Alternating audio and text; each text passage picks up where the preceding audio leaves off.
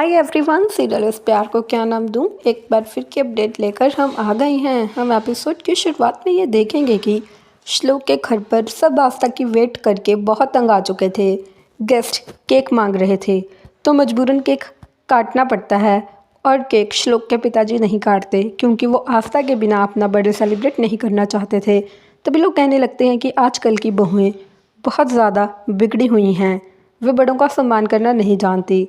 तो अभय बोल पड़ता है कि नहीं, हमारी आस्था ऐसी नहीं है, वह श्लोक और हमारे निरंजन पापा जी की पसंद है। वो तो बहुत अच्छी है, वो बाकी लड़कियों की तरह हो ही नहीं सकती। लेकिन सभी गेस्ट बहुत ज़्यादा थक चुके थे वेट करके, इसीलिए अब वो जाने लगते हैं। श्लोक गेस्ट्स के जाने के बाद अपने पापा से कहता है कि आप केक काट लीजिए, लेकिन वो कहते हैं कि बेटा कोई बात नहीं, मुझे यकीन है आस्था आ जाएगी। वैसे भी तुम्हारी माँ उसे लेने गई है, आस्था ज़रूर आएगी और केक का क्या है, वो हम बहू आने के बाद काट लेंगे। आस्था आ जाती है और कहती है कि पापा जी थैंक यू, आपने जो भी मेरे बाबा के लिए किया मैं उसका एहसान सारी ज़िंदगी नहीं चुका सकती। और आज आपका बर्थडे है, आपको बर्थडे की बहुत बहुत शुभकामनाएं। जिसके बाद श्लोक के पिताजी कहते हैं कि बेटा तुम ये मत सोचना कि तुम्हारे पिताजी को मैंने जेल से निकलवा कर उन पर कोई एहसान किया है, लिए तो मैंने अपने दिल से किया है, अपने परिवार की खुशी के लिए। जिसके बाद वो आस्था से कहते हैं कि चलो अब हम केक काट लेते हैं। दूसरी तरफ हम देखेंगे कि आस्था की माँ बहुत परेशान होती है। वे कहती है कि अंजलि जी को ऐसा नहीं करना चाहिए था, आस्था की कोई गलती भी नहीं थी। जिसके बाद उसे आई और आस्था के बाबा समझाते हैं कि आस्था को पहले वहाँ जाना चाहिए था, वे उसका ससुराल है और निरंजन जी का बर्थडे भी है। जिसके बाद आस्था की माँ कहती है कि आपके साथ इतना कुछ हो गया, क्या आस्था यहाँ आ भी नहीं सकती? उसकी खुद की कोई फीलिंग्स नहीं है, पता नहीं वहाँ जाकर अंजलि जी कोई नया बखेड़ा ना खड़ा कर दें। आस्था के पिताजी कहते हैं कि मुझे अपनी बच्ची पर पूरा भरोसा है। इधर हैप्पी बर्थडे बोलकर केक काट लिया जाता है। आस्था निरंजन जी को केक खिलाती है, निरंजन जी भी आस्था को केक खिलाते हैं। जिसके बाद श्लोक निरंजन जी को केक खिलाता है और गले लगाकर हैप्पी बर्थडे विश करता है, वे उन्हें जन्मदिन की शुभकामनाएं देता है। जिसके बाद आस्था कहती है कि पापा जी अब मुझे इजाज़त दीजिए, मुझे अपने घर जाना है। तो अंजलि कहती है कि एक लड़की का असली घर उसका ससुराल ही होता है। तो आस्था कहती है कि कौन सा ससुराल, मैं इन सब रिश्तों की बहुत कदर करती थी, पता नहीं कौन से पुण्य के काम किए थे जो मुझे आप जैसा बाबा और भरत भैया जैसा जेठ बड़े भाई के रूप में मिल गया। लेकिन श्लोक ने तो एक ही झटके में मुझसे सारे रिश्ते छीन लिए।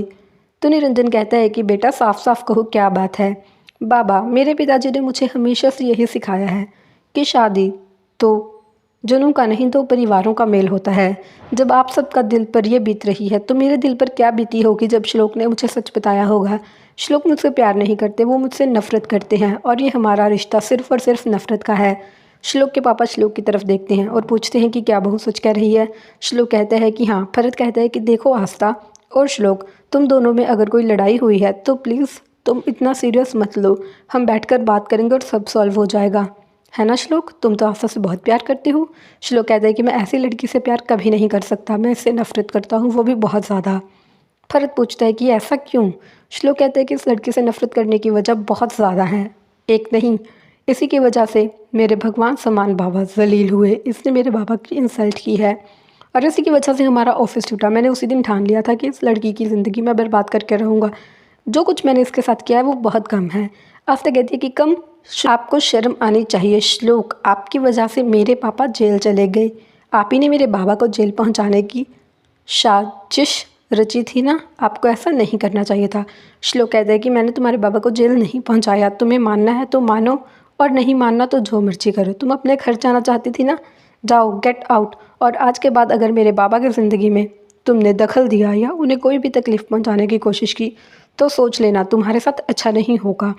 आस्था बाबा से कहती है कि प्लीज़ अब मुझे रोकना मत। श्लोक के पिताजी कहते हैं कि बेटा अब मेरे पास कहने को बचा ही क्या है, लेकिन ये तुम्हारा घर है और तुम्हारा ही रहेगा। जिसके बाद आस्था सासूबाई के पास जाती है और कहती है कि मुझे आपसे कोई शिकायत नहीं, मैं मानती हूँ कि मैंने आपसे कई बार बहस की है, लेकिन आप प्लीज़ मुझे माफ़ कर दीजिए अपनी बेटी समझकर, अगर मुझसे कुछ गलती हुई हो, लेकिन मेरा कभी भी आपको हर्ट करने का मकसद नहीं था। जिसके बाद वो कहती है कि आपने मेरे घर में मुझे जल देकर ये पूछा था ना कि मैं ससुराल और मायके में से क्या चुनना चाहती हूँ। उस सवाल का जवाब मैंने इसीलिए नहीं दिया था क्योंकि उसका जवाब मेरे पास नहीं श्लोक के पास है। लेकिन अगर आप मेरा जवाब जानना चाहती हैं तो हाँ सासूबाई, मैं आज अपना मायका चुनती हूँ और हमेशा के लिए यह घर छोड़कर जाना चाहती हूँ। फ्रेंड्स, ये सब देखकर अभी और सेजल बहुत खुश होती हैं। आने वाले एपिसोड में क्या होगा खास देखने के लिए इस वीडियो को लाइक करें, चैनल को सब्सक्राइब करें।